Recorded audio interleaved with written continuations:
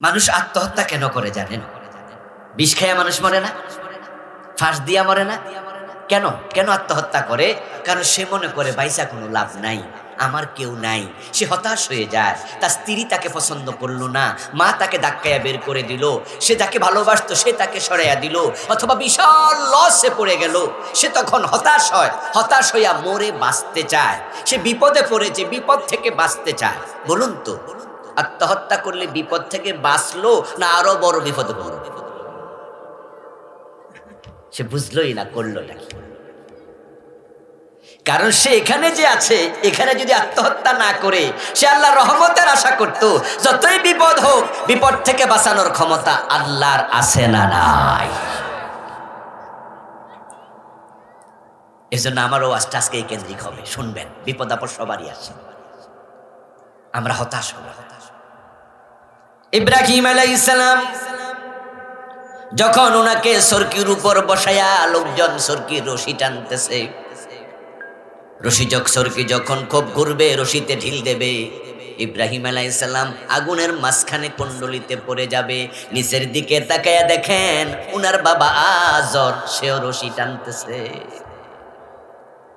খুব কষ্ট পেলেন, ব্যথা পেলেন যে আমার বাবাটাও এই কাম করে। আপনজন খারাপ আচরণ করলে কিন্তু কষ্ট একটু বেশি লাগে। চোরের চোর কইলে চোরেও মনে মনে কয় আমি চোর, আমারে চোর তো কই। কিন্তু যদি এর বউয়ে চোর কয় তখন কিন্তু কয় আরে যার জন্য চুরি করলাম। কারণ চোরেও চুরি কইরা ঘরে তো আনে নাকি? ঘরে আনে না? চুরি কইরা টাকা মুরগি কিনলো, গরুর গোস্ত কিনলো, বউ লইয়া খায় না? এই জন্য কষ্ট পায় যে বউ তুইও চোর করলি। আপনজন কষ্ট দিলে কষ্ট বেশি লাগে। এক জায়গায় দেখলাম একটা ছবি এবং ক্যাপশনে লেখা, স্বর্ণের এক টুকরা, পাশে একটা লোহার টুকরা, দুইটা দিয়া উপরে লিখছে ক্যাপশন দিয়া, স্বর্ণ লোহাকে বলতেছে এই লোহা যখন আমাকে দিয়ে তারা গহনা বানায় তখন কিন্তু আমারও হাতুড়ি দিয়ে পিটে, তো তোরে দিয়া যখন দা কন্থা কুড়াল বানায় তখন তোরেও কিন্তু হাতুড়ি দিয়া পিটে। তবে তোরে বাড়ি দিলে তুই চিৎকার দে, শেষাস, কারণটাকে আমি তো শেষাই না। স্বর্ণকে যখন লোহা দিয়ে পিটায় স্বর্ণের মাঝে আওয়াজ হয় না, আওয়াজ হয় কম, কিন্তু লোহা জন জন জন জন করে। তো স্বর্ণ বলতেছে যে তোরেও ফিডায় হাতুড়ি দিয়া, আমারও ফিডায়, তো তুই শেষাস কেন? লোহা উত্তর দেয়, ভাই স্বজাতি তো, হে আমার দোস্ত, হে আমারে ফিডাইলে বেশি কষ্ট লাগে। কারণ হাতুড়ি কি দিয়া বানাইছে? এই জন্য কইতাছে হে আমার স্বজাতি, আমার দোস্ত, হে এক জাতের লোক, আমার ফিডাইলে সহ্য হয় না, চিৎকারটা বেশি হয়। ইব্রাহিম যখন দেখে বাবাও রশি টানে, ইব্রাহিম আলাইহিস সালামের খুব কষ্ট লাগলো। তখন তিনি আবার জমিনের দিক থেকে উপরের দিকে মাথা তুললেন। তাফসীর ইবনে কাসির প্রণেতা লেখে ইব্রাহিম আলাইহিস সালাম তখন আল্লাহর সাথে কথা বলতে শুরু করলেন। উনি বুঝলেন যে জমিনে আমার আপন আর কেউ নাই, তাহলে আমার আপন আছে একজন, তিনি কে? চিৎকার দিয়া বলেন তিনি কে? আমাদের সবচেয়ে বড় বন্ধু কে? সবচেয়ে বড় অভিভাবক কে? হ্যাঁ, ওর সাথে সম্পর্ক করুন। ইব্রাহিম আলাইহিস সালাম আকাশের দিকে মুখ তুলে বলে, ইয়া রব ইন্নাকা ফিস সামাই ওয়াহিদুন ওয়া আনা ফিল আরদি ওয়াহিদুন আ'বুদুক। ও আমার আল্লাহ, আমার রব, তুমি আকাশ একা চালাও, জাবারুত মালাকুত একা শাসন করো, তুমি একা। জমিনের দিকে তাকায়া দেখো তোমার ইব্রাহিম, তোমার গোলাম, সেও বড় একা, আমার বাবাটাও আমার পক্ষে। অতটুকু বলার পরে এবার কি বললেন শুনুন। এবার তিনি বলছেন হাসবি আল্লাহু নি'মাল ওয়াকিল, নি'মাল মাওলা ওয়া নি'মান নাসির। আল্লাহ, আমি যে একা, এই জন্য আমি কিন্তু টেনশন করি না, ভয় করি না, কারণ তুমি আমার বন্ধু। হাসবি আল্লাহ, আমার আল্লাহ আমার জন্য যথেষ্ট। নি'মাল ওয়াকিল, নি'মাল মাওলা ওয়া নি'মান নাসির। তুমি কার্য সম্পাদনকারী হিসাবে সর্বোত্তম, তোমার মতো বন্ধু নাই, তুমি চমৎকার সাহায্যকারী, তুমি থাকতে আমার কোনো টেনশন নাই। ফাজকুরুনি, এই বলেন না আমার সাথে, ফাজকুরুনি। বান্দা তুমি আমারে ডাকো, আমি তোমার ডাকে সাড়া দেবো, আমিও তোমার ডাকবো, আসো। ইব্রাহিম যখন আল্লাহকে এটা বলে দিছে, এবার আল্লাহ কি ইব্রাহিম আলাইহিস সালামকে একা ছেড়ে দিতে পারে? বিপদে ফেলতে পারে? কোরআনে আল্লাহ বলছে উদউনি আস্তাজিব লাকুম। বিপদে পড়বা, মুসিবতে পড়বা, আমার কাছে দোয়া করো, আমারে ডাকো, আমি আল্লাহ ওয়াদা দিচ্ছি তুমি ডাকলে আমি সাড়া দেব। অন্য আয়াতে বলছেন ইযা সালাকা ইবাদি আন্নী ফাইন্নী করিব উজিবু দাওয়াতাদ দাঈ ইযা দাআন। ও প্রিয় রাসূল, মানুষ আপনার কাছে এসে প্রশ্ন করবে আল্লাহ কোথায়, আল্লাহ কত দূরে, আপনি জবাবে বলে দিন আল্লাহ বড় কাছে। ফাইন্নী করিব, আমি নিকটে আছি। কত নিকটে আছে? অন্য আয়াতে বলছেন নাহনু আকরাবু ইলাইহি মিন হাবলিল ওয়ারিদ। তার গড়ার যে মেরুদণ্ডের হাড্ডিটা উপরের দিকে উঠছে, এর সাথে উঠছে শাহরগ, তার এই রগ তার যত কাছে, আমি আল্লাহ তার আরো কাছে। এবার বলছে উজিবু দাওয়াতাদ দাঈ ইযা দাআন। প্রিয় রাসূল, আপনি উম্মতকে আরো জানায়া দেন তারা আমারে ডাকতে দেরি, আমি জবাব দিতে দেরি করি না। তাহলে বিপদে আপদে যখনই আমরা মুসিবতে পড়ি, রোগে শোকে পড়ি, তখন সবচেয়ে বেশি ডাকবো কাকে? স্মরণ করব সবচেয়ে বেশি কাকে? কিন্তু আমাদের বদ অভ্যাস আছে। আমাদের বদ অভ্যাস হলো আমরা আল্লাহর কাছে চাওয়ার আগে পাবলিকের কাছে চাই। যখন পাবলিক দেয় না, সব জায়গা থেকে বঞ্চিত হইলে এবার কই যে আল্লাহ কেউ তো দেয় না, তুমি দাও। অথচ সবার আগে চাওয়া দরকার ছিল কার কাছে? নবীজি এটাই শিখিয়েছেন, লা ইয়াসআল আহাদুকুম রাব্বাহু হাজাতাহু কুল্লাহা হাত্তা শিসআ নালিহি ইদান কাতাআ। রাসূলুল্লাহ সাল্লাল্লাহু আলাইহি সাল্লাম বলতেছেন, একজন বান্দার উচিত তার যত প্রয়োজন সবকিছু সবার আগে বলবে কার কাছে? তার রবের কাছে। ইভেন যদি তার পায়ের জুতার স্যান্ডেলের ফিতা ছিঁড়ে যায়, পায়ের স্যান্ডেলের ফিতাটা ছিঁড়ে যায়, এই ফিতাটা কেনার জন্য যখন বাজারে রওনা দেবে পকেটে টাকা নিয়ে, তখনও সে আগে আল্লাহকে বলবে, আল্লাহ আমি বাজারে যাচ্ছি স্যান্ডেলের ফিতা কিনবো, তুমি সাহায্য করিও। আল্লাহ কয়, দেখছো নি আমার বান্দা আমার উপর কত ভরসা করে, আমারে কত ভালোবাসে। আরে 5 টাকা দিয়ে একটা স্যান্ডেলের ফিতা কিনবে, এটাও আমারে না কইয়া যায় না, আমার সাথে পরামর্শ করে কথা বলে আমার বান্দা যাচ্ছে। ফাজকুরুনি, আমাকে তুমি স্মরণ করো, আমিও করব। তাহলে আল্লাহর আপনি একবার সাথে থাকেন, আল্লাহর আপনি কাছে থাকেন, আল্লাহ আপনার কাছে থাকে। এখন আমরা তো না, পকেটে টাকা আছে, আল্লাহ কি দরকার? এই হলো আমাদের ভাব। নাউজুবিল্লাহ পড়ে।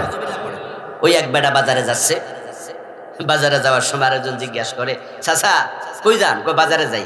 তো বাজারে কেন যাইতেছেন এই সময় দুপুর বেলা? কই গরু কিনবো। গরু বাজারে যাই। ও গরু কিনবেন তো ইনশাল্লাহ কইতে পারেন না যে ইনশাল্লাহ গরু কিনবো? তখন চাচা কয়, বেটা পকেটে টাকা আছে, বাজারে গরু আছে, ইনশাল্লাহর কি কাজ? পকেটে টাকা আছে, বাজারে কি আছে? গরু আছে, ইনশাল্লাহ কল লাগবো কেন? বাজারে গেছে, গরু পছন্দ হয়েছে, দামাদামি করছে, সব ঠিক হয়েছে। এবার দোকানদার গরুওয়ালা কয় টাকা দেন, পকেটে হাত দিয়ে দেখে টাকা, ওই যে গাড়িতে উঠছে অথবা বাজারে যাওয়ার পথে বাজারে মিশছে, ওখান থেকে 2 আঙ্গুলে কাম সারা লাইছে, বাজারে পকেট মায়ের আছে না নাই? এখন পকেটে হাত দিয়ে যে টাকা নাই, মুখের দিকে খেয়াল কইরা গরুওয়ালা বুঝছে ডাল মে কুছ কালা হ্যাঁ, কিছু একটা ঘটছে। কি হয়েছে? কয় ইনশাল্লাহ টাকা নাই। এই ইনশাল্লাহ কি নৌকা ডুবাইয়া কইবেন নাকি নৌকা ওঠার সময় কওয়া উচিত যে আমি নৌকা উঠবো ইনশাল্লাহ? ডুববা গেল ইনশাল্লাহ কই লাগবে, ডুবাই তো গেলই। আমরা আল্লাহর কাছে চাই, তবে আগেই না, পরে চাই। আল্লাহকে আমরা স্মরণ কম করি, এই জন্য আল্লাহ বলছে বেশি বেশি আমাকে স্মরণ করো, শুধু দুনিয়ায় তুমি লাভবান হবে না, দুনিয়াতে তোমাকে কাছে রাখবো না। যাকিরিনাল্লাহ কাসীরান ওয়াজ যাকিরাত আ'আদাল্লাহু লাহুম মাগফিরা ওয়া আজরান আযীমা। কোরআন মাজিদ আল্লাহ তাআলা সূরা আল মুমিনের 60 নম্বর আয়াত সম্ভবত, ওখানে আল্লাহ তাআলা বলছে যারা আমারে বেশি বেশি স্মরণ করে, নারী হোক আর পুরুষ হোক, যারা আমি আল্লাহকে বেশি বেশি ডাকে, বেশি বেশি জিকির করে, সব সময় আমারে মনে রাখে, আমি তাদের জন্য ক্ষমার ব্যবস্থা রেখে দিচ্ছি। গুনাহ করলে গুনাহ মাফ, এটাও ক্ষমা। অসুস্থতা, বিপদ আপদ মুসিবত তাকদীরে লেখা আছে, ওটাও ক্ষমা। আপনার দোয়ার কারণে, জিকিরের কারণে আল্লাহ যে রোগ লেখছিল, আল্লাহ রোগটা মাফ করে দেয়, এটাও ক্ষমার অংশ। আপনার যে বিপদ, অ্যাক্সিডেন্ট কপালে ছিল, বিপদ মুসিবত সব মানুষের জীবনে আছে, নবীদের জীবনও ছিল। লাইফ ইজ এ স্ট্রাগল, দুনিয়া কেউ একরকম থাকে না। আজ ভালো আছেন, কাল ভালো নাও থাকতে পারেন। শুধু মায়ের পেটের শিশু, তারা থাকে নিরাপদে, দুনিয়ার কেউ নিরাপদ না। মহানবীর মতো বিশ্ব নেতা, বিশ্ব মানবের নেতা, বিশ্ব নবী, উনিও ওনার বাহন থেকে পইরা পা মস্কায়া ফেলছেন, কয়েকদিন লাগাতার বৈশা বৈশা নামাজ পড়ছে, দাঁড়ানোর ক্ষমতাও ছিল না। আমার রাসূলকেও দাঁত ভেঙ্গেছে, জেলে দিয়েছে, পাথর মেরেছে। বিপদ নবীদের জীবনেও ছিল, আর আমনে আমি কেডা? আইয়ুব আলাইহিস সালামের অসুস্থতা ছিল লাগাতার 18 বছর। এমন অসুখ আল্লাহ দিছে, নিজের বউটা পর্যন্ত ওনাকে রেখে চলে গেছে। কয়েকজন স্ত্রী ছিল, শুধু রহিমা আলাইহিস সালাম ছাড়া সব স্ত্রী চলে গেছে। ব্যবসা বাণিজ্য, ক্ষেত খামার সব শেষ হয়ে গেছে। তবে এত অসুস্থতার পরেও তিনি হতাশ হন নাই, ধৈর্য হারান নাই। কোরআনে আল্লাহ বলছে, ওয়াজাদনাহু সাবিরা, আমি আমার আইয়ুবকে বড় ধৈর্যশীল বান্দা হিসাবে পাইছি। আইয়ুব আলাইহিস সালাম যদি লাগাতার অসুস্থ থাকে, আমাদের নবীর মতো মহানবী যদি ঠ্যাং মস্কায়া ফেলে, বিপদ আপদ কার আসে না দোস্ত, কত রকমের সমস্যা হয়। তবে হতাশ হইও না, আল্লাহর কাছে যদি চাও, তাহলে দোয়ার কারণে আল্লাহ তাকদীর পর্যন্ত পরিবর্তন করে। এটা নবীজির হাদিস। কালা রাসূলুল্লাহ সাল্লাল্লাহু আলাইহি ওয়াসাল্লাম, লা ইয়ারুদ্দুল কাদারা ইল্লা দুআ। নবীজি বলছেন, আল্লাহ তাকদীরে যেটা লিখছে, শুধু দোয়ার কারণে সেটা পরিবর্তন হয়ে যায়। সুবহানাল্লাহ পড়বেন না ভাইয়েরা? দোয়া এত ভালো জিনিস, এত পাওয়ারফুল। আর দোয়া সিলাহুল মুমিন। নবীজি বলছে, দোয়া হচ্ছে মুমিনের অস্ত্র। রাতের 1টা বাজে, ঘর থেকে বাহির হইছেন, কোনো কারণে একটু দূরে যাবেন, বাজারে যাবেন, আপনার সাথে একটা লাইসেন্স করা পিস্তল আছে, ম্যাগজিনে বুলেট ভরা আছে। যদি একটা পিস্তল আপনার কোমরে থাকে, আপনার পকেটে থাকে, তাহলে কোনো চোর আর ডাকাতরা আপনি ভয় পাইবেন? আপনার কাছে তো কিছু, জিনেরও তো ডরাইবেন না, জিনেরও গুলি করে মারে। মানে আপনার মনে এত সাহস যে কিসের ভয়, পিস্তল সাথে আছে, ঢাল আছে, তলোয়ার সাথে আছে। যোদ্ধা যেমন সাহসী হয়ে যুদ্ধের মাঠে চলে যায়, সে জানে আমার হাতে তলোয়ার, সামনে পড়লে কুপকাত করে দেব, হাতে আছে ঢাল, কেউ কোপ দিলে তা ফিরিয়ে দেব। নবী বলছেন, তোমার জন্য সবচেয়ে বড় অস্ত্র তোমার দোয়া। আল্লাহ তোমার সাথে থাকলে কোনো টেনশন আর নাই। দোয়া মুমিনের অস্ত্র। নবীজি আমাদেরকে দোয়া শিখিয়েছেন, তিনি বলেছেন, বেশি বেশি দোয়া করো, যেই কোনো জিনিস আল্লাহর কাছে চাইও। এই যে তাকদীর দোয়া চেঞ্জ করে, মানেটা কি? মানে হলো, তাকদীর লিখেছেন কে? আওয়াজটা জোরে আসো। তাকদীর কে লেখে? তো আমরা দোয়া কার কাছে করি? তো তাহলে যিনি তাকদীর লিখছে তার কাছে দোয়া করলে তাকদীর মুছার ক্ষমতা তার আছে। যে হাকিম কোর্টে জামিন মঞ্জুর করে, সে হাকিম কি জামিন ক্যান্সেল করতে পারে না? মাঝে মাঝে কিন্তু দেখবেন যে জামিনের আসামি হাজিরা দিতে যাইয়াই জেলে গেছে, তো সেখানে পত্রিকায় লেখা আসে, মাননীয় আদালত তার জামিন ক্যান্সেল করেছেন, করে আবার তাকে জেল হাজতে ঢুকাইতেছে। কোরআনে আল্লাহ এটা বলছেন, ইয়ামহুল্লাহু মা ইয়াশাউ ওয়া ইউসবিত ওয়া ইনদাহু উম্মুল কিতাব। আল্লাহ যদি চান তাহলে তিনি তাকদীরে যা লিখেছেন, ইয়ামহু, তিনি মুছে দেন। আল্লাহর কোনটা মুছার ক্ষমতা নাই? কোনটা এমন জিনিস আছে যেটা আল্লাহ বুঝতে পারে না? ইন্নাল্লাহা আলা কুল্লি শাইইন কাদির। যত বিষয়ের উপরে সবচেয়ে বেশি ক্ষমতা কার? সবার উপরে তার ক্ষমতা। ডাক্তার বলে দিয়েছে রোগীর ক্যান্সারের স্টেজ একবারেই লাস্ট লেভেলে। বলল যে হাসপাতালে রাইখা লাভ নাই, বাড়িতে নিয়ে যান, যে কয়দিন বাঁচে যা খাইতেছে খাওয়া।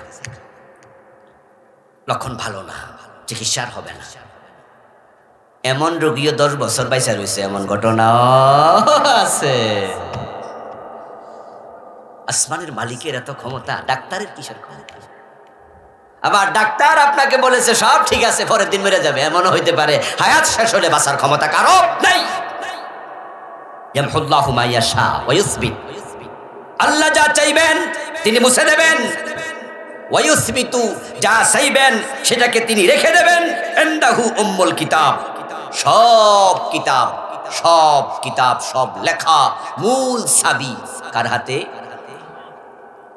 আল্লাহ নবী এর জন্য আমাদেরকে বলছেন আদ-দুআ হুয়াল ইবাদাত। ও আল্লাহর বান্দা, দোয়া কবুল হওয়ার ব্যাপারে তুমি টেনশন করার কোনো কারণ নাই। তুমি নিজের চোখে দেখবে কিছু দোয়া কবুলই হয় না, এমন কিছু দোয়া আছে কবুল হয় নাই, তারপরও তুমি বঞ্চিত হবে না। দোয়া একটা ইবাদত। তোমার দোয়া যদি কোনোটা আল্লাহ কবুল নাও করে, তবে তোমাকে দোয়া করার কারণে আমল নামায় সওয়াব লিখে দেয়। আদ-দুআ হুয়াল ইবাদাত। কিছু কিছু দোয়া কবুল না হওয়ার মাঝে কল্যাণ আছে, সব দোয়া কবুল হওয়া দরকারও নাই। এই জন্য আমি যখন দোয়া করি ভবিষ্যতের ব্যাপারে, বিশেষ করে কিছু কিছু দোয়ার সময় আমি আল্লাহকে বলি, আল্লাহ কল্যাণ থাকলে কবুল করিও, কারণ আমি তো জানি না কিসে কল্যাণ। দেখবেন যে আপনি ট্রেনে চড়ার জন্য উঠ গেছেন স্টেশনে, ট্রেন ছেড়ে দেবে 8টায়, আপনি ঠিক 8টা বাজে স্টেশনে পৌঁছেছেন, কিন্তু স্টেশনে যাইয়া জ্যামে পড়ছেন। সিএনজি গাড়ি আর রিক্সাওয়ালারা এমন প্যাচ লাগাইছে, ওটা পার হইতে 5 মিনিট লেগে গেছে। যাই দেখেন যে গাড়ি 8টা বাজে জাস্ট টাইমে ছেড়ে চলে গেছে। আপনি জিব্বাই কামড়াচ্ছেন না, কামটা হইল কিনা? ট্রেনটা মিস করলাম। আবুল কালাম আজাদ হুজুর কইছে আল্লাহরে স্মরণ করলে আল্লাহ কাছে থাকে। তো আজকে না বাইরে হওয়ার সময় বিসমিল্লাহ তাওয়াক্কালতু আলাল্লাহ কইলাম, তো আল্লাহ কাছে থাকলো কেউ।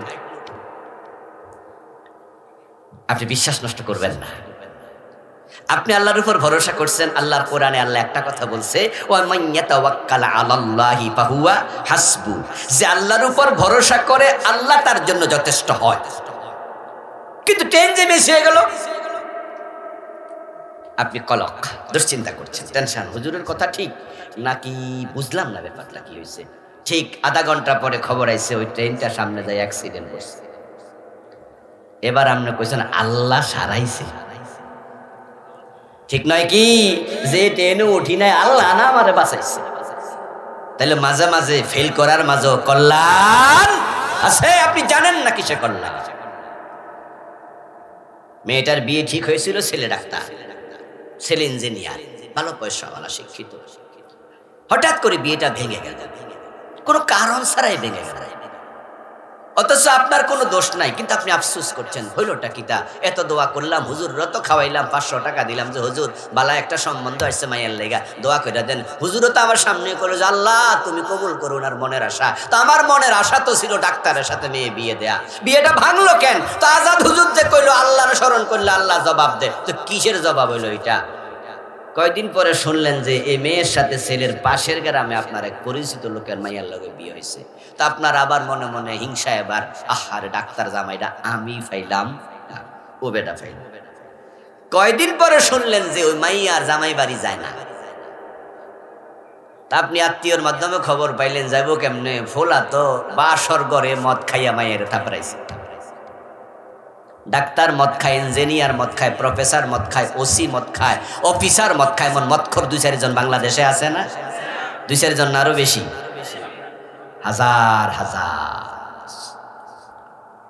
তো যখন শুনছেন যে জামাই বাসর ঘরে মদ খাইয়া বউ থাপড়ায়, আপনি এবার মনে মনে কইছেন আমার মাইয়ারে আল্লাহ বাঁচাইছে, বিয়া হয় নাই।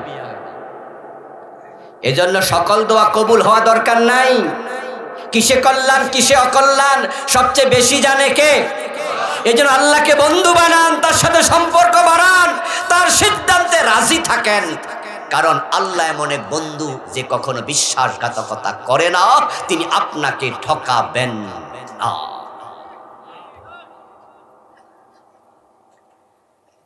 আর-দোয়া মুখুল ইবাদাহ, দোয়া হলো সব ইবাদতের মগজ তুল্য, এটা বড় দামি জিনিস। তবে আমার কথা শুনুন দোস্ত, আল্লাহ যেহেতু বলছে উজিবু দাওয়াতাদ দাঈ ইযা দাআন, বান্দা যখন দোয়া করে আমি সাড়া দেই। উদউনি আস্তাজিব লাকুম, আমাকে ডাকো আমি সাড়া দেব। আমার আল্লাহ কখনো কথার খেলাপ করে না। তাই দোয়া কবুল হওয়ার স্টেজ হলো তিনটা। আমার রাসূল বলেন দোয়া করেই কবুল হইছিনি, কবুল হইছিনি পিছনের দিকে তাকায়ও না, তাড়াহুড়া করো না। কারণ কিছু কিছু দোয়া আছে কবুল হয়, তবে আল্লাহ এটা দিতে একটু সময় নেয়। কারণ তাড়াতাড়ি দিলে তোমার ক্ষতিও হতে পারে। এজন্য আল্লাহ দেবে, তবে সময় নেবে। যেমন ধরেন আপনার অসুস্থ হয়েছেন, হওয়ার পরে দোয়া করছেন যে আজকের মাহফিলে তো আমি দোয়া নিয়ে জিকির নিয়ে ওয়াজ করতেছি। তা আপনি শুনছেন যে হুজুর কইতাছে দলিল টলিল দিয়ে এই তো কইতাছে, তাহলে আল্লাহ আমার এই রোগটা ভালো করে দেন। কিন্তু দেখেন যে 6 মাসও ভালো হয় না। এমন কিছু রোগ আছে না ভালো হয়, অনেক দিন ভালো হয় না। আমি যখন ক্লাস 10-এ পড়ি তখন আমার ঘাড়ে ব্যথা একটা রোগ হয়, গর্দানে ব্যথা। একদিন ঘুম থেকে উঠে দেখি ব্যথা। ক্লাস 10-এর বছর ভাবছি যে বালিশ কি উল্টা পাল্টা শুইলাম কিনা, না বালিশ ছাড়া শুইলাম, না ডাবল বালিশ দিলাম তাই ব্যথা। কিন্তু এই ব্যথা আর গেল না, আজ পর্যন্ত বয়ে বেড়াচ্ছি। কখনো কমে, কখনো থাকে না, কখনো আসে। সেই ক্লাস 10 মানে 94 সাল থেকে 95-তে দাখিল পরীক্ষা দিয়ে। 94 মানে এখন কত বছর হয়ে গেল? 30 বছর নাকি 2025, ওখান দিয়ে 5। আল্লাহর কাবা ধরে পর্যন্ত আমি দোয়া করছি। কাবাতে গেলে এক এক বছর এক একটা দোয়া আলাদা লইয়া যায় আল্লাহর কাছে।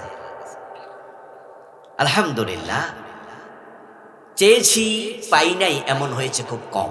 প্রায়গুলাতে টিকচিহ্ন আল্লাহ দিয়া দিছে কবুল, কিন্তু এইটা টিকচিহ্ন পাই নাই। এতে করে আমার মন সামান্য খারাপ হয় নাই, এবং দোয়ার ব্যাপার আমি সামান্য হতাশ হই নাই। আল্লাহকে আমি বলিও না যে আল্লাহ এটা কবুল করো না কেন, বরং আমি এই বিশ্বাস রাখি এটা যেহেতু কবুল হয় না, এর মাঝেও কোনো কল্যাণ আমার আছে। হতে পারে আল্লাহ তাআলা আপনার দোয়া কবুল করছে, টিক চিহ্ন দিছে, তবে সাথে লিখে দিছে 15 বছর পর এ দোয়া কবুল হইব। এই 15 বছর, এই 10 বছর, এই 6 মাস, অথবা কবুলই হলো না মরা পর্যন্ত। নবীজি বলছেন যদি মানুষকে অসুস্থতায় পায়, জ্বর হয়, সর্দি হয়, কাশ হয়, মা আসাবা মিন মুসলিমিন মিন ওয়াসাবিন ওয়ালা নাসাবিন ওয়ালা হাম্মিন হাত্তা শাউকা ইউশাকুহা ইল্লা কাফফারাল্লাহু বিহা খাতায়াহু। জ্বর হবে, সর্দি হবে, অসুস্থতা হবে, দোকানে আগুন লাগবে, ছেলেটা মরে যাবে, বউটা চলে যাবে, ব্যবসা লস হয়ে যাবে, চাকরিটা চলে গেল, তোমার কত বিপদ আসবে, মুসিবত আসতে পারে দুনিয়ায়। আমি নবীদের অসুস্থতা বিপদ দিয়েছি। তবে শোনো, একটা কাঁটা যদি তোমার গায়ে বিদ্ধ হয়, এটার ওসিলাও আল্লাহ আমল নামার গুনাহ মাফ করে দেয়। সম্মানিত দিনী ভাইয়েরা, আমি আপনাদের সম্মুখে পবিত্র কোরআন মাজিদ থেকে সূরাতুল আহজাবের 40 এবং 41 দুটি আয়াতে কারিমা তিলাওয়াত করেছি। নবীজির পবিত্র মুখ অনুসৃত একটি ছোট্ট হাদিস পড়েছি।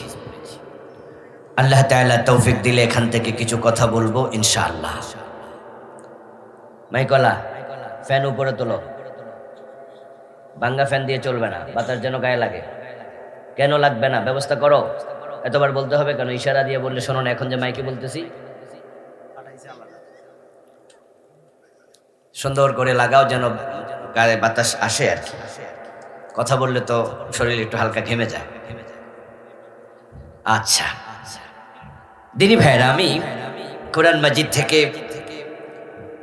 যে আয়াতে কারিমা পড়লাম, এই আয়াতে কারিমাতে আল্লাহ তাআলা যে মেসেজ দিচ্ছেন, সে মেসেজ হচ্ছে তিনি আমাদেরকে বলছেন ইয়া আইয়ুহাল্লাযীনা আমানু, তোমরা যারা ঈমান আনছো, উযকুরুল্লাহা যিকরান কাসীরা, তোমরা আল্লাহকে বেশি বেশি স্মরণ করো। আল্লাহ আমাদেরকে তাকে বেশি বেশি স্মরণ করতে বলছেন। আল্লাহকে বেশি বেশি স্মরণ করলে আমাদের লাভ হলো ফাজকুরুনি আযকুরকুম। এটাও তিনি আরেক আয়াতে বলছেন, তোমরা যখন আমাকে স্মরণ করবা আমি আল্লাহ তোমাদের স্মরণ করব। আল্লাহ যদি আমাদের স্মরণ করেন, তিনি আমাদেরকে স্মরণে রাখেন, আমাদের জন্য এর চেয়ে বড় পাওয়া আর কিছু নাই। আল্লাহ তাআলা মানুষকে স্মরণ করার মানে হলো তার উপর তিনি রহমত নাজিল করা। মাল্লাহুল মাওলা ফালাহুল কুল। আল্লাহ যদি আপনার হয়ে যায়, তামাম বিশ্ব আপনার হয়ে যাবে। सारे दुनिया हो मुखालिफ कुछ नहीं नुकसान है, कुछ गम नहीं कुछ डर नहीं जब रहमते रहमान है। तमाम পৃথিবী যদি আপনার বিরুদ্ধে চলে যায়, কিছু আসে যায় না, কোনো ক্ষতি নাই, কোনো দুশ্চিন্তা নাই, যদি রহমানের রহমত আপনার সাথে থাকে। আল্লাহ যদি আপনার হয়ে যায়, আল্লাহর সাথে সম্পর্কটা আপনার ভালো থাকে, আপনি ডাকলে আল্লাহ সাড়া দেয়, এমন ভাবে আপনি ডাকতে শিখেছেন, তাহলে তামাম পৃথিবী আপনার বিরুদ্ধে চলে গেলে কোনো অসুবিধা নাই। যেমন ইব্রাহিম আলাইহিস সালাম, পুরা নমরুদ এবং তার দেশ, ইভেন ইব্রাহিম আলাইহিস সালামের বাবা আজর, সবাই ইব্রাহিম আলাইহিস সালামের বিরুদ্ধে চলে গিয়েছিল। বাবা সহ মিলে ইব্রাহিমকে আগুনে ফেলে দিয়েছিল, কিন্তু আল্লাহ ইব্রাহিম আলাইহিস সালামের পক্ষে ছিলেন। আগুন ওনাকে কিছু করতে পেরেছে? 40 দিন আগুনের ভিতরে ছিলেন, 40 দিন। ইব্রাহিম আলাইহিস সালাম 40 দিন আগুন, 40 দিন পর আগুন থেকে বের হলেন। তাফসীর ইবনে কাসির প্রণেতা লিখেন, ইন্নান নার লাম তাহরিক মিনহু ইল্লা ওয়াসাকাহু। এই জালেমগুলো ইব্রাহিম আলাইহিস সালামকে হাত পা রশি দিয়ে বেঁধে আগুনে ফেলেছিল। ওইভাবে আগুনে থাকলে তিনি কষ্ট পাবেন, হাত বাঁধা পা বাঁধা।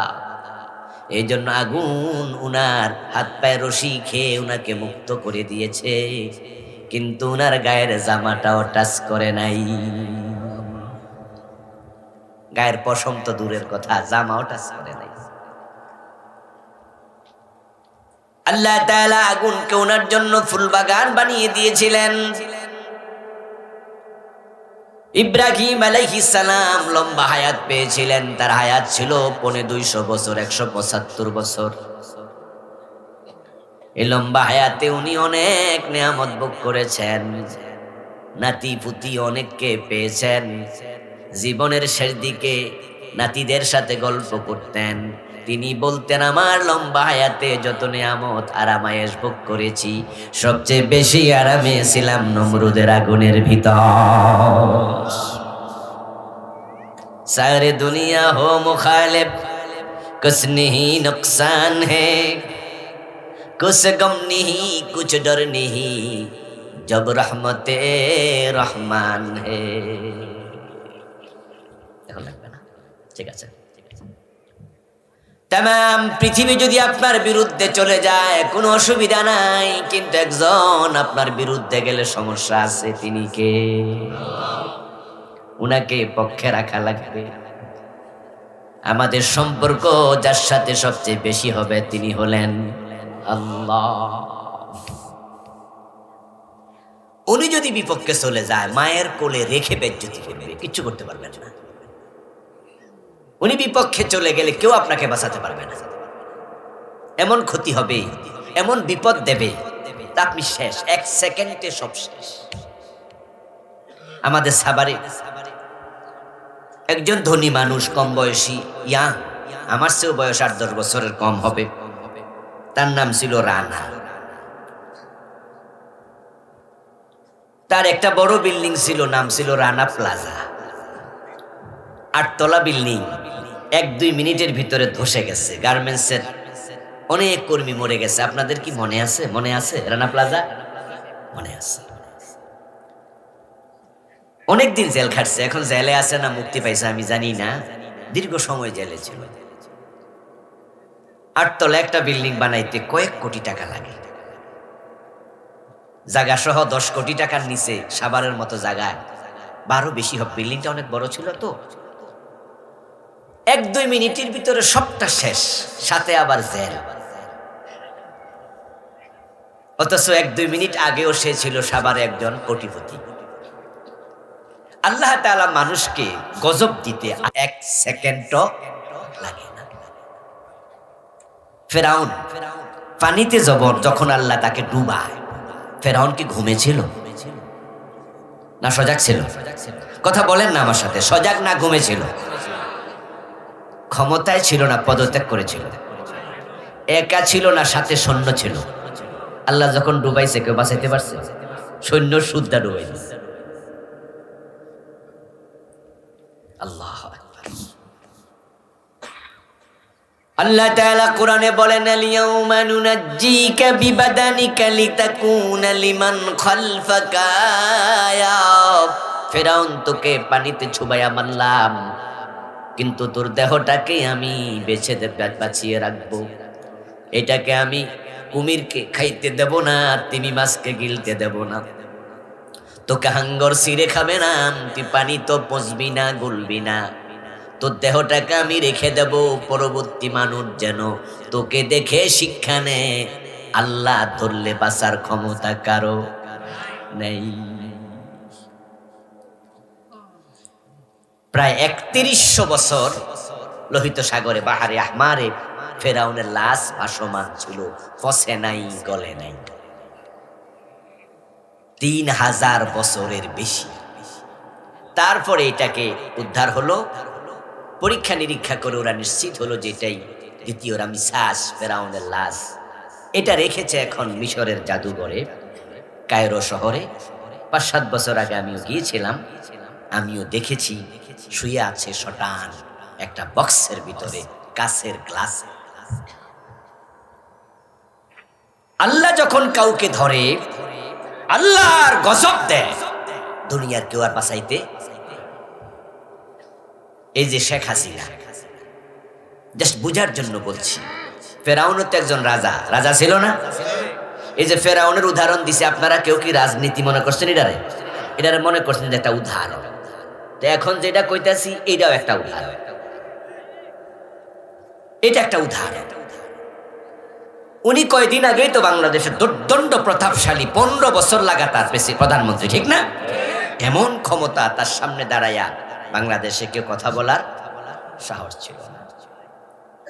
কিন্তু দেখেন আল্লাহ চেয়ারটা যেদিন উল্টাই দিছে, এমন ভাবে পালাতে হয়েছে, দুপুর বেলা রান্না করা খাবার খাইয়া পালানোর সময় আর নাই। আজীব। ইন্না বাতশা রাব্বিকা লাশাদীদ। নিশ্চয় তোমার প্রভুর ধরা অত্যন্ত শক্ত। এই জন্য এমন কোন কাজ করবেন না যে আপনার উপর আল্লাহ রেগে যায়। আল্লাহকে খেপাবেন না, উনাকে রাগাবেন না। উনি রেগে গেলে আর উপায় নাই,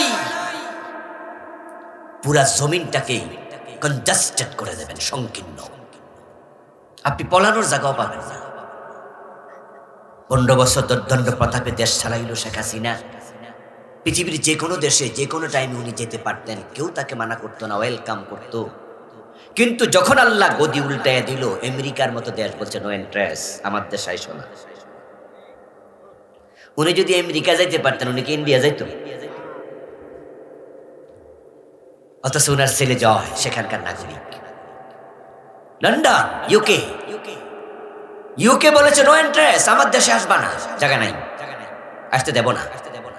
উনার আপন বোন, ছোট বোন রেহানা ওখানকার নাগরিক, উনার মেয়ে ওখানকার এমপি, প্রতিমন্ত্রী। অস্ট্রেলিয়া, কানাডা, সুইজারল্যান্ড, পৃথিবীর সব দেশ বলছে নো এন্ট্রেস। শুধু ইন্ডিয়া যদি জায়গা না দিত, পলানোর জায়গাটাও ছিল না। আমার প্রিয় ভাইয়ারা, ইয়া আইয়ুহাল্লাযীনা আমানু যকুরুল্লাহা যিকরান কাসীরা, ও ঈমানদারেরা আল্লাহকে বেশি বেশি স্মরণ করো। ফাযকুরুনি আযকুরকুম, আমি আল্লাহকে যে স্মরণ করে আমি তাকে স্মরণ করব। আমারে ডাকো আমি তোমাকে ডাকবো, তোমাকে স্মরণ করব। বান্দা কি চাও বলো, আসো আসো। আল্লাহ এভাবে ডাকবে, কেন আমারে ডাকছো আসো। قال رسول الله صلى الله عليه وسلم قال تعالى إذا ذكرني في نفسه ذكرته في نفسي وإذا ذكرني في ملأ ذكرته في ملأ خير منهم। নবীজি আবার বলছেন হাদিসে কুদসি, আল্লাহ আপনাকে আমাকে কিভাবে স্মরণ করে তা ব্যাখ্যা করছে। আল্লাহ বলে হাদিসে কুদসি, রাসূলকে শোনায় আপনি জাতিকে শোনায়া দেন, যখন বান্দা আমাকে মনে মনে স্মরণ করে আমি আল্লাহ তাকে মনে মনে স্মরণ করি। যখন সে কোনো মজলিসে স্মরণ করে আমি এর চেয়ে উত্তম মজলিস ফেরেশতাদের মজলিসে তার নাম স্মরণ করি।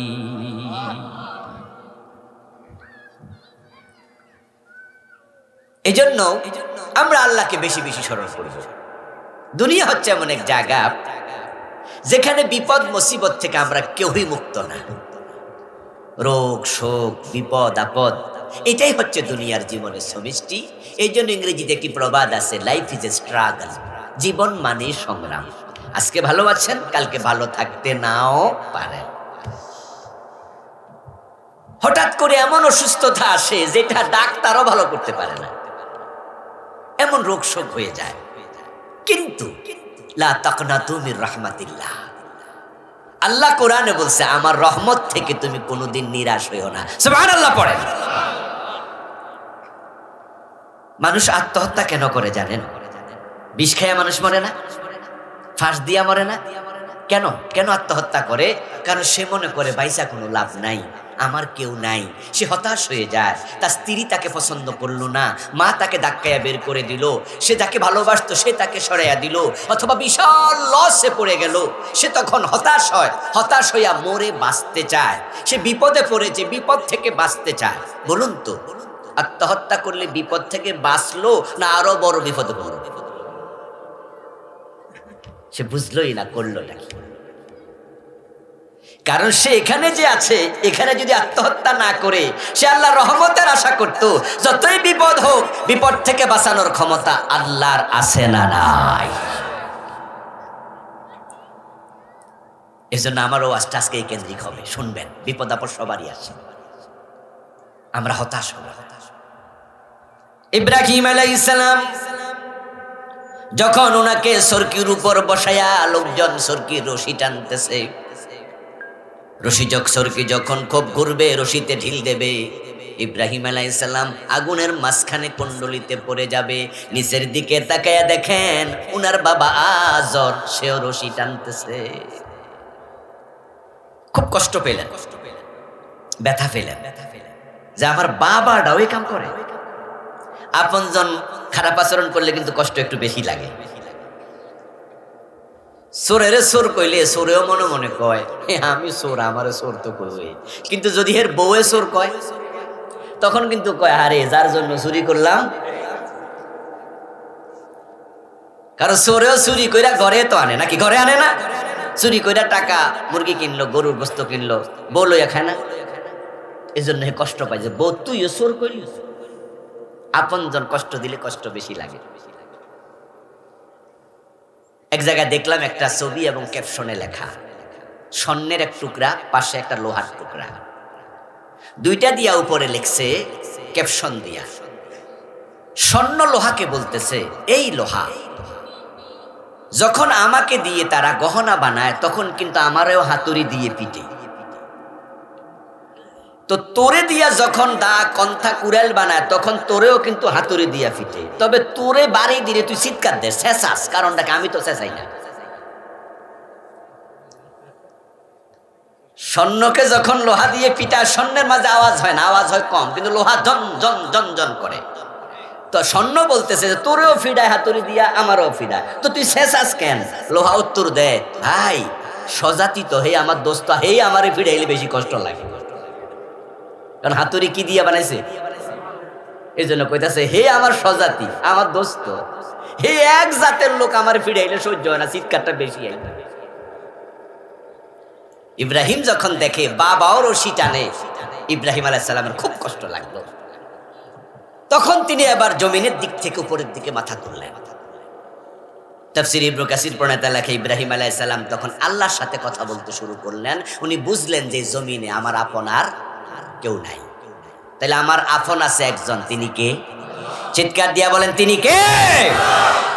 আমাদের সবচেয়ে বড় বন্ধুকে, সবচেয়ে বড় অভিভাবককে। সাল্লাল্লাহু আলাইহি ওয়াসাল্লাম, লা ইয়ারুদ্দুল কাদারা ইল্লা দুআ। নবীজি বলছেন আল্লাহ তাকদীরে যেটা লিখছে শুধু দোয়ার কারণে সেটা পরিবর্তন হয়ে যায়। সুবহানাল্লাহ পড়বেন না ভাইয়েরা? দোয়া এত ভালো জিনিস, এত পাওয়ারফুল। আর দোয়া সিলাহুল মুমিন।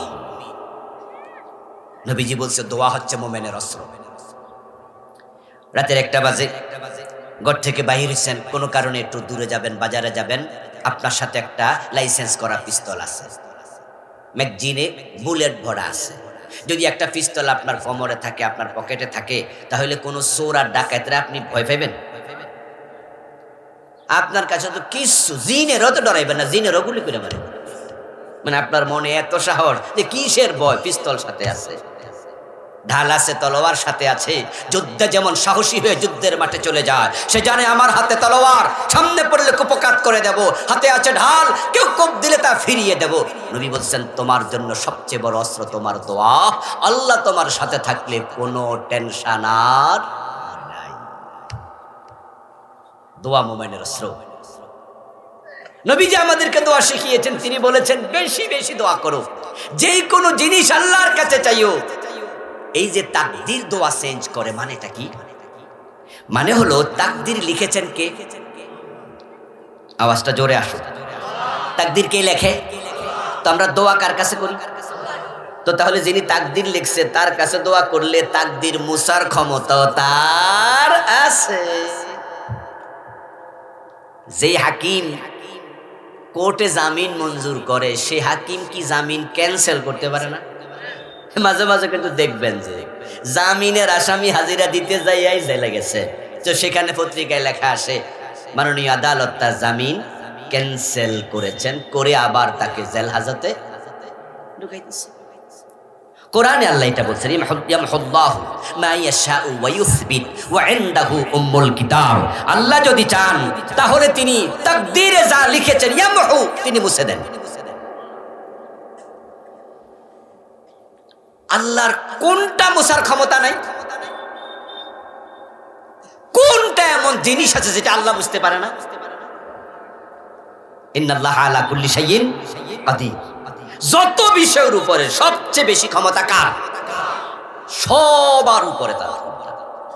ডাক্তার বলে দিয়েছে রোগীর ক্যান্সারের স্টেজ একবারেই লাস্ট লেভেলে, বলল যে হাসপাতালে রাইখা লাভ নাই, বাড়িতে নিয়ে যান, যে কয়দিন বাঁচে যা খাইতেছে খাওয়া, লক্ষণ ভালো না, চিকিৎসার হবে না। এমন রোগীও 10 বছর বাইসা রয়েছে, এমন ঘটনা আছে। আসমানের মালিকের এত ক্ষমতা, ডাক্তারের কিসের ক্ষমতা? আবার ডাক্তার আপনাকে বলেছে সব ঠিক আছে, পরের দিন মরে যাবে, এমনও হইতে পারে হায়াত শেষ হলে বাঁচার ক্ষমতা কারো নাই। ইয়ামহুল্লাহু মা ইয়াশা ওয়া ইউসবিত। আল্লাহ যা চাইবেন তিনি মুছে দেবেন, ওয়া ইউসবিতু, যা চাইবেন সেটাকে তিনি রেখে দেবেন। ইনদাহু উম্মুল কিতাব। সব কিতাব, সব কিতাব, সব লেখা, মূল চাবি কার হাতে? আল্লাহর নবী এর জন্য আমাদেরকে বলছেন দোয়া হুয়াল ইবাদাত। ও আল্লাহর বান্দা, দোয়া কবুল হওয়ার ব্যাপারে তুমি টেনশন করার কোনো কারণ নাই। তুমি নিজের চোখে দেখবে কিছু দোয়া কবুলই হয় না, এমন কিছু দোয়া আছে কবুল হয় নাই, তারপরও তুমি বঞ্চিত হবে না। দোয়া একটা ইবাদত। তোমার দোয়া যদি কোনোটা আল্লাহ কবুল নাও করে, তবে তোমাকে দোয়া করার কারণে আমল নামায় সওয়াব লিখে দেয়। আদ-দুআ হুয়াল ইবাদা। কিছু কিছু দোয়া কবুল না হওয়ার মাঝে কল্যাণ আছে, সব দোয়া কবুল হওয়া দরকারও নাই। এই জন্য আমি যখন দোয়া করি ভবিষ্যতের ব্যাপারে, বিশেষ করে কিছু কিছু দোয়ার সময় আমি আল্লাহকে বলি, আল্লাহ কল্যাণ থাকলে কবুল করিও, কারণ আমি তো জানি না কিসে কল্যাণ। দেখবেন যে আপনি ট্রেনে চড়ার জন্য উঠ গেছেন স্টেশনে, ট্রেন ছেড়ে দেবে 8টায়, আপনি ঠিক 8টা বাজে স্টেশনে পৌঁছেছেন, কিন্তু স্টেশনে যাইয়া জ্যামে পড়ছেন। সিএনজি গাড়ি আর রিক্সাওয়ালারা এমন প্যাচ লাগাইছে, ওটা ভার হইতে 5 মিনিট লেগে গেছে। যাই দেখেন যে গাড়ি 8টা বাজে জাস্ট টাইমে ছেড়ে চলে গেছে। আপনি জিব্বায় কামড়াচ্ছেন না, কামটা হইল কিনা? ট্রেনটা মিস করলাম। আবুল কালাম আজাদ হুজুর কইছে আল্লাহরে স্মরণ করলে আল্লাহ কাছে থাকে। তো আজকে না বাইরে হওয়ার সময় বিসমিল্লাহ তাওয়াক্কালতু আলাল্লাহ কইলাম, তো আল্লাহ কাছে থাকলো কেউ। আপনি বিশ্বাস নষ্ট করবেন না। আপনি আল্লাহর উপর ভরসা করছেন। আল্লাহর কোরআনে আল্লাহ একটা কথা বলছে, ওয়া মান ইয়াতাওয়াক্কাল আলাল্লাহি ফাহুয়া হাসবু, যে আল্লাহর উপর ভরসা করে আল্লাহ তার জন্য যথেষ্ট হয়। কিন্তু ট্রেন যে মিস হয়ে গেল, আপনি কলক দুশ্চিন্তা করছেন, টেনশন, হুজুরের কথা ঠিক নাকি বুঝলাম না ব্যাপারটা কি হয়েছে। করে না, তিনি আপনাকে ঠকাবেন না।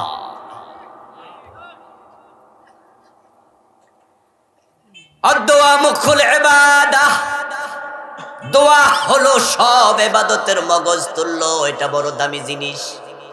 তবে আমার কথা শুনুন দোস্ত, আল্লাহ যেহেতু বলছে উজিবু দাওয়াতাদ দাঈ ইযা দাআন, বান্দা যখন দোয়া করে আমি সাড়া দেই। উদউনি আস্তাজিব লাকুম, আমাকে ডাকো আমি সাড়া দেব। আমার আল্লাহ কখনো কথার খেলাপ করে না। তাই দোয়া কবুল হওয়ার স্টেজ হলো 3টা।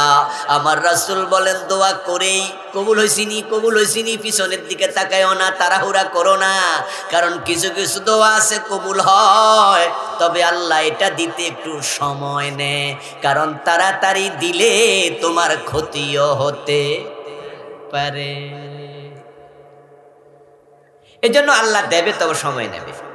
যেমন ধরেন আপনার অসুস্থ হয়েছেন, হওয়ার পরে দোয়া করছেন যে আজকের মাহফিলে তো আমি দোয়া নিয়ে জিকির নিয়ে ওয়াজ করতেছি, তা আপনি শুনছেন যে হুজুর কইতাছে দলিল টলিল দিয়েই তো কইতাছে, তাহলে আল্লাহ আমার এই রোগটা ভালো করে দেন। কিন্তু দেখেন যে 6 মাসও ভালো হয় না। এমন কিছু রোগ আছে না, ভালো হয় অনেক দিন, ভালো হয় না। আমি যখন ক্লাস 10-এ পড়ি তখন আমার ঘাড়ে ব্যথা, একটা রোগ হয়, গর্দানে ব্যথা। একদিন ঘুম থেকে উঠে দেখি ব্যথা।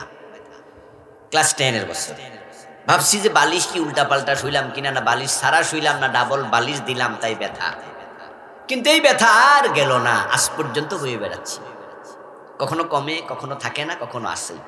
সেই ক্লাস 10 মানে 94 সাল থেকে 95-তে দাখিল পরীক্ষা দিয়ে। 94 মানে এখন কত বছর হয়ে গেল? 30 বছর নাকি 2025, ওখান দিয়ে 5। আল্লাহর কাবা ধরে পর্যন্ত আমি দোয়া করছি। কাবাতে গেলে এক এক বছর এক একটা দোয়া আলাদা লইয়া যায় আল্লাহর কাছে। আলহামদুলিল্লাহ, চেয়েছি পাই নাই এমন হয়েছে খুব কম, প্রায়গুলাতে টিক চিহ্ন আল্লাহ দিয়া দিছে কবুল, কিন্তু এইটা টিক চিহ্ন পাই নাই। এতে করে আমার মন সামান্য খারাপ হয় নাই, এবং দোয়ার ব্যাপার আমি সামান্য হতাশ হই নাই। আল্লাহকে আমি বলিও না যে আল্লাহ এটা কবুল করো না কেন, বরং আমি এই বিশ্বাস রাখি এটা যেহেতু কবুল হয় না, এর মাঝেও কোনো কল্যাণ আমার আছে। হতে পারে আল্লাহ তাআলা আপনার দোয়া কবুল করছে, টিক চিহ্ন দিছে, তবে সাথে লিখে দিছে 15 বছর পর এ দোয়া কবুল হইব। এই 15 বছর, এই 10 বছর, এই 6 মাস, অথবা কবুলই হলো না মরা পর্যন্ত। নবীজি বলছেন যদি মানুষকে অসুস্থতায় পায়, জ্বর হয়, সর্দি হয়, কাশ হয়, মা আসাবা মিন মুসলিমিন মিন ওয়াসাবিন ওয়ালা নাসাবিন ওয়ালা হাম্মিন হাত্তা শাউকা ইউশাকুহা ইল্লা কাফফারাল্লাহু বিহা খাতায়াহু। জ্বর হবে, সর্দি হবে, অসুস্থতা হবে, দোকানে আগুন লাগবে, ছেলেটা মরে যাবে, বউটা চলে যাবে, ব্যবসা লস হয়ে যাবে, চাকরিটা চলে গেল, তোমার কত বিপদ আসবে, মুসিবত আসতে পারে দুনিয়ায়। আমি নবীদের অসুস্থতা বিপদ দিয়েছি, তবে শোনো, একটা কাঁটা যদি তোমার গায়ে বিদ্ধ হয়, এটার ওসিলাও আল্লাহ আমল নামার গুনাহ মাফ করে দেয়।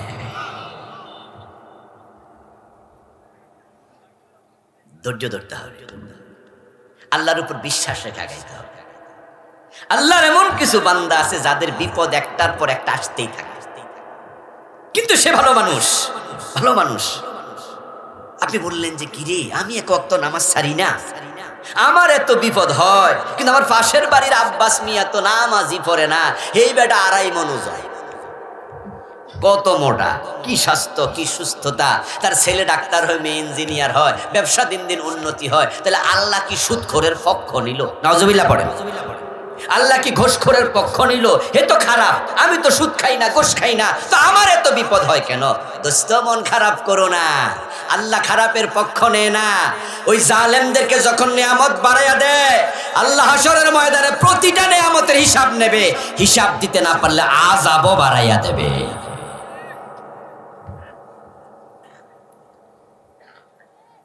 প্রিয় বন্ধু আমার, রাসূলুল্লাহ সাল্লাল্লাহু আলাইহি ওয়াসাল্লাম আমাদেরকে শিখাচ্ছেন, হতে পারে তুমি দোয়া করলা, দোয়ার তিনটা স্টেজ। এক নাম্বার, ইম্মা আইয়ুআজ্জিলাহা লাহু ফিদ দুনিয়া, দোয়া দুনিয়াতে কবুল হবে, হওয়ার পরে তুমি যা চেয়েছো তা পেয়ে যাবে, একটা স্টেজ। হতে পারে তাড়াতাড়ি, হতে পারে ধীরে। আরেকটা হলো দোয়া কবুলই হবে না, আইয়াদ্দাখিরাহা লাহু ফিল আখিরা, যে দোয়াটা দুনিয়ায় করেছিলে আল্লাহ কবুলই করে নাই, তবে ওই দোয়া দিলে, দোয়ার কারণে যা দিত তা দিলে যে উপকার পেতে, ওই পরিমাণ সওয়াব আমলনামায় যোগ করে আখিরাতে হাতে তুলে দেবে। তাহলে দ্বিতীয় স্টেজ, কোনটা দুনিয়ায় হবে, কোনটা আখিরাতের জন্য। আরেকটা আছে আইয়াসরিফা আনহু মিনাস সুই মিসলিহা, তোমার দোয়া কবুলই হয় নাই দুনিয়াতেও না আখিরাতেও না, কিন্তু আল্লাহকে ডাকার কারণে, দোয়া করার কারণে তোমার তাকদীরে কিছু খারাপই ছিল, আল্লাহ গোপনে সেটা তাকদীর থেকে মুছে দেবেন। এই জন্য একজন মুমিন দোয়া পড়বে বেশি বেশি, সারাটা জীবন আল্লাহর স্মরণে মুখরিত রাখবে, প্রতিটা ঘন্টা, প্রতিটা মুহূর্তে দোয়া আছে। আজকে যে বাড়ি থেকে বের হইছেন, ঘর থেকে বের হওয়ার কি ইসলামে দোয়া নাই? যারা যারা পয়রা বের হয়েছেন হাত তোলেন দেখি, কারা কারা বিসমিল্লাহে তাওয়াক্কালতু আলাল্লাহ বলে বের হয়েছেন, হাত নামান। দেখেন এখানে আমরা কেউ পড়েছি, কেউ পড়ি নাই। আচ্ছা, ঘরে ফিরে কি দোয়া নাই? ঘরে যারা আছে তাদের কি ঘরে রেখে আসার সময় দোয়া নাই? খাওয়ার সময় দোয়া, খাওয়ার শেষে দোয়া, ঘুমানোর শুরুতে দোয়া, ঘুম থেকে উঠে দোয়া, গাড়িতে উঠতে দোয়া, গাড়ি থেকে নামতে দোয়া। মুমিনের জীবনে দোয়া ছাড়া একটা মুহূর্ত নেই। ফাজকুরুনি, যে দোয়া করবে, আল্লাহকে স্মরণ করবে, আল্লাহুম্মা বলবে, টয়লেটে ঢুকতে দোয়া নাই, বের হতে দোয়া নাই, কোথায় নাই। আপনি আল্লাহকে স্মরণে রাখেন, আল্লাহ সারাক্ষণ আপনাকে স্মরণে রাখবে। প্রিয় দিনী ভাইরা, এই যে আমরা স্ত্রীর বিছানায় যাই, খারাপ সন্তান কেন হয়? কুসন্তান কেন হয়?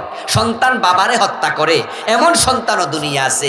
মদ খাইয়া মায়ের গলার চেইন মা থেকে টাইনা কাইরা নিয়ে যায়, মায়ের গায়ে হাত তোলে, এমন জালেম সন্তান আছে না?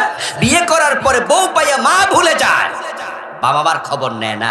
এত খারাপ সন্তান হওয়ার পিছনে কারণ, আপনি হয়তো বউর কাছে যাইতে দোয়াই করেন নাই। স্ত্রীর বিছানা যাইতে দোয়া আছে না? আল্লাহুম্মা জান্নিবনা শাইতান ওয়া জান্নিবিশ শাইতানা মিম্মা রাযাকতানা। আমার রাসূল শিখাইছে, আপনি বলবেন, আল্লাহ আমি আমার স্ত্রীর কাছে যাচ্ছি, এখানে শয়তান যেন আমার উপরে প্রভাব না ফেলে, আমার বউয়ের উপরে প্রভাব না ফেলে। আমরা দুইজন নিরাবরণ হব, যে সন্তান আমাদেরকে দিবে, আমাদেরকে এবং সন্তানকে শয়তান থেকে তুমি হেফাজত করিও। কিন্তু দোয়ায় পড়েন নাই, শয়তান তার গাড়ে সওয়ার হয়ে আছে, এই সন্তান মা বাবার সাথে খারাপ আচরণ করে। এখন আমার রাসূল তো দোয়া শিখাইছে, আপনি তো দোয়া পড়েন নাই, দোষটা আপনারই। গরু ছাগল খায়, আমরাও খাই, গরু ছাগল ঘুমায়, আমরাও ঘুমাই। আচ্ছা, কোন গরু কি খাওয়ার আগে বিসমিল্লাহ কইতে শুনছেন? প্রশ্ন হলো, আপনি কি বলেন বিসমিল্লাহি ওয়া আলা বারাকাতিল্লাহ? খাওয়ার পরে কি আপনি বলেন আলহামদুলিল্লাহিল্লাযী আত'আমানি ওয়া সাকানি ওয়া জাআলানি মিনাল মুসলিমিন? আপনি কি ঘুমানোর সময় বলেছেন আল্লাহুম্মা বিসমিকা আমুতু ওয়া আহইয়া?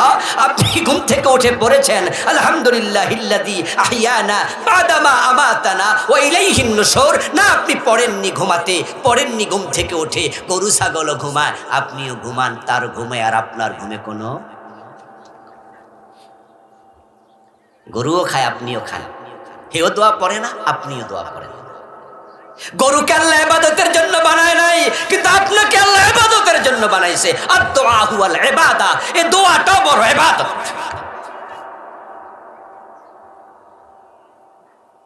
গতকালকে বইটা আমার হাতে এসেছে, আমার লেখা 9 নাম্বার বই। এটার নাম দিয়েছি আল্লাহর স্মরণে মুখরিত জীবন।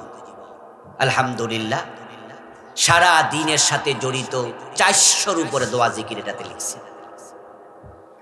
ফজরের নামাজের পর হাতে অ্যাভেলেবেল টাইম থাকে। আমরা তো দোয়া পড়বো কি জানি না। আমি এখানে 20টার উপরে দোয়া একসাথ করেছি হাদিস থেকে। বাংলায় অনুবাদও লিখছি, উচ্চারণ সহ লিখছি, যেন মুরব্বীরা একটু দেখে দেখে পড়তে পারে, শিখতে পারে। রাতে ঘুমানোর আগে প্রিয় নবী কত দোয়া পড়তেন, জিকিরের সাথে থাকতেন। কানান নবী সাল্লাল্লাহু আলাইহি ওয়াসাল্লাম ইয়াযকুরুল্লাহ আলা কুল্লি আহইয়ানি। আমার রাসূল সারাক্ষণ জিকিরে রত থাকতেন, যে সব সময় জিকিরে থাকে, দোয়ায় থাকে। আজরাইল আসলে আশা করা যায় কালেমার সাথে তার মৃত্যুটা।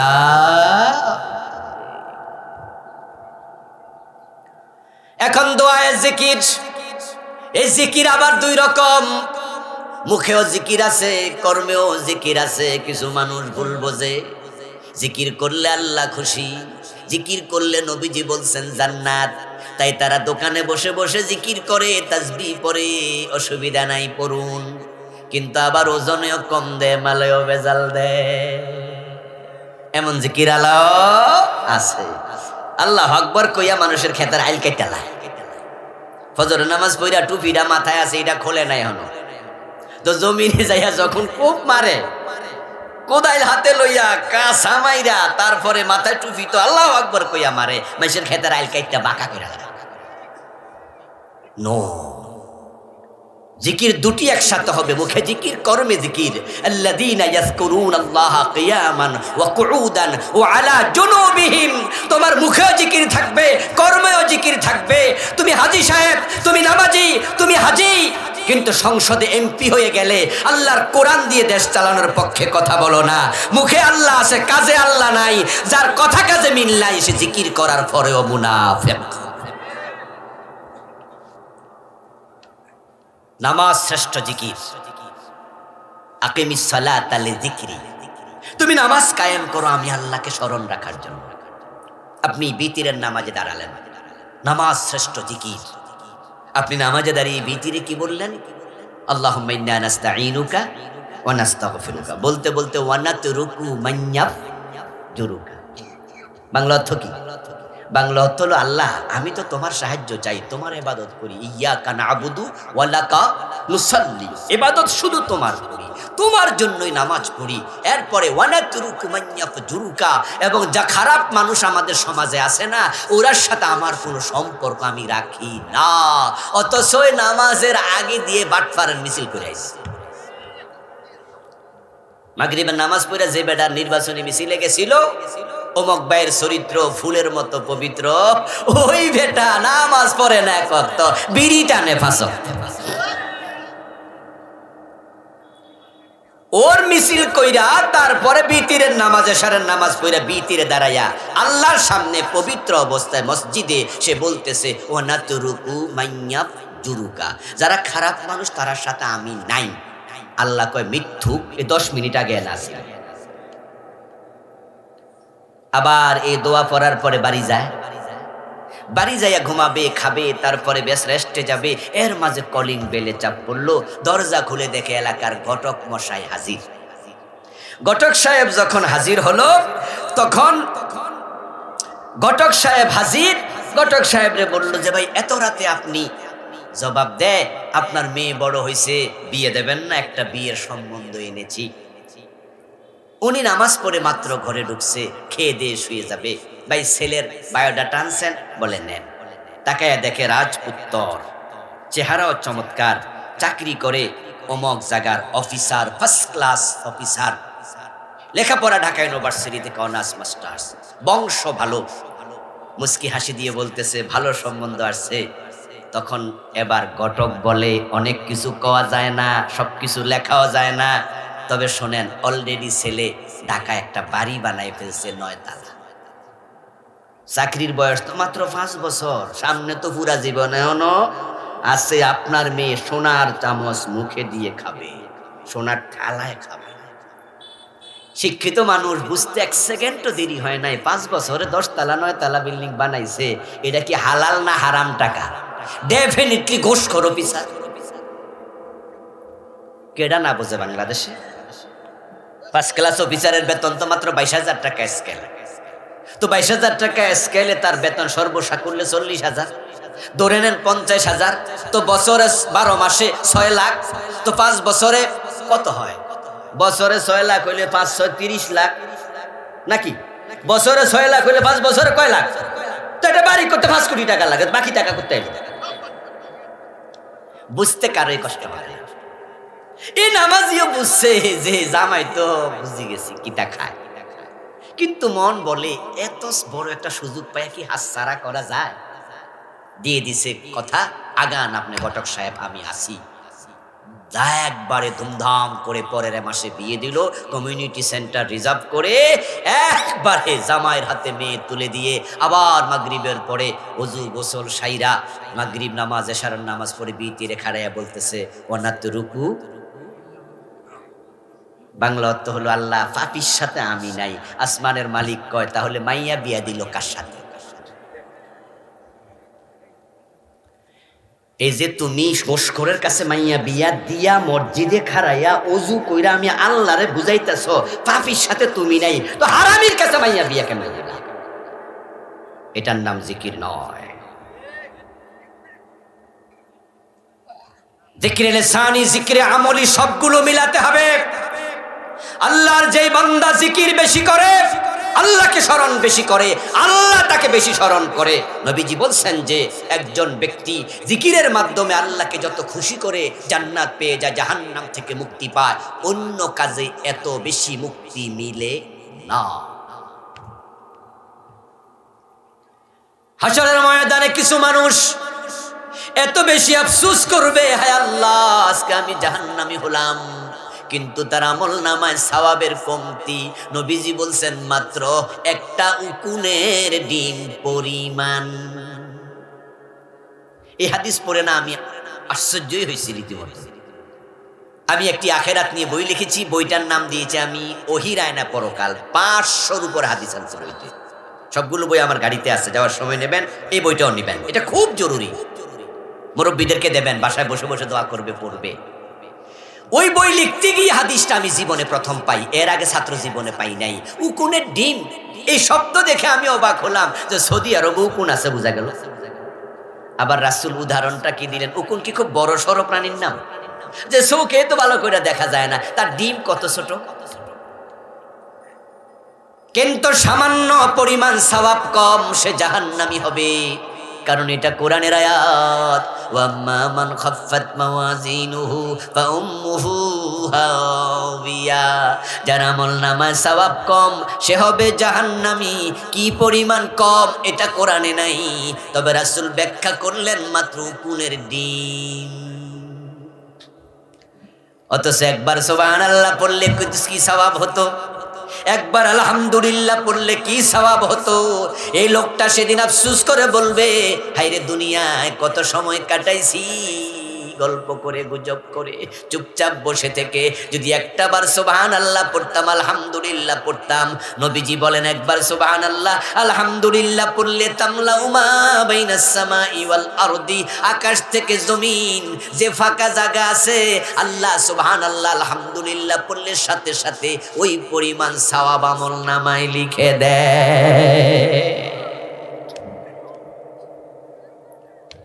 বসে আছেন, ইস্তিগফার করুন। তুবা লিমান ওয়াজাদা ফি সহিফাতিহি ইস্তিগফারান কাসীরা, তার জন্য বড় সুসংবাদ যে ব্যক্তির আমল নামা ইস্তেগফার বেশি পাওয়া যায়, নবীজি বলছেন যে ইস্তেগফার অর্থই হলো আল্লাহ আমি ক্ষমা চাই, আল্লাহ আমি ক্ষমা চাই। আর আল্লাহ কোরআনে বলছেন মা কান আল্লাহু মুআযযিবাহুম ওয়া হুম ইস্তাগফিরুন, বান্দা যতই গুনাহ করুক যদি ইস্তেগফার পড়তে থাকে আল্লাহ আযাব দেন না।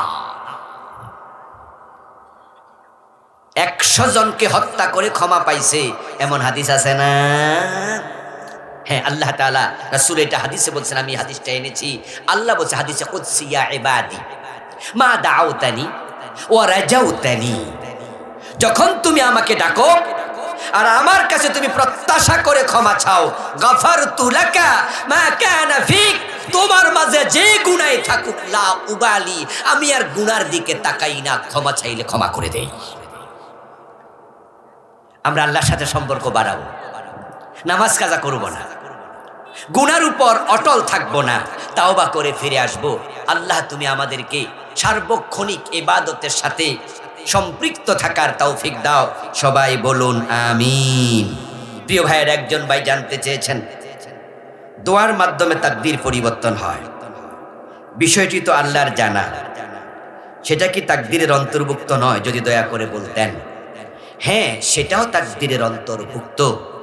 আল্লাহ তাআলা কিছু বিষয় মানুষের ইখতিয়ার দিয়েছেন, তাকদীরও লিখেছেন, এবং সেটা লেখার সময় লেখার ডিজাইনটাই এমন করেছেন, যদি সে দোয়া করে মাফ করব, দোয়া না করলে মাফ নাই।